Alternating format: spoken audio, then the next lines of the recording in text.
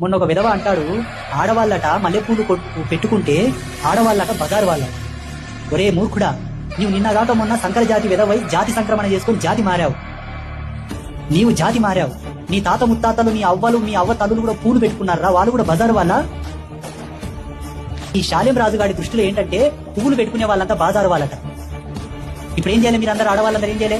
నా కొడుకు మీద మీరు అందరూ పోలీస్ స్టేషన్ లో పోయి కంప్లైంట్ చేయాలి. ఈ దేశం సత్య సనాతన ధర్మమున్నది. ఈ దేశం ప్రతిష్టాత్మకమైనటువంటి స్త్రీది. ఈ దేశం యొక్క స్త్రీ యొక్క అలంకారం చూడమనవన్నీ. తెలంగాణ తల్లి యొక్క స్టాచ్యూ చూడు, తెలుగు తల్లి యొక్క స్టాచ్యూ చూడు, భరతమాత స్టాచ్యూ చూడు. ఏ దేశం నుండి బతుకుతున్నావురా నువ్వు? ఏ రాష్ట్రంలో ఉండి బతుకుతున్నావు? వానికి అంత కలేజ ఉండి మాట్లాడుతున్నాడంటే కారణం మనమే. ఈనాడు మీ అందరిని వేషాలను చేసిండు, బాజారుదారులను చేసిండు. రేపు ఇంకొక మాట కూడా అంటాడు వాడు. వానికి అంత వాక్కు స్వతంత్రం ఇచ్చింది మనమే. ఈ జాతి తక్కువ నీతి తక్కువ కొడుకులో పువ్వుల విలువ ఏం తెలుస్తుంది? ఇంత అన్పార్లమెంటరీ లెవెల్లో నేను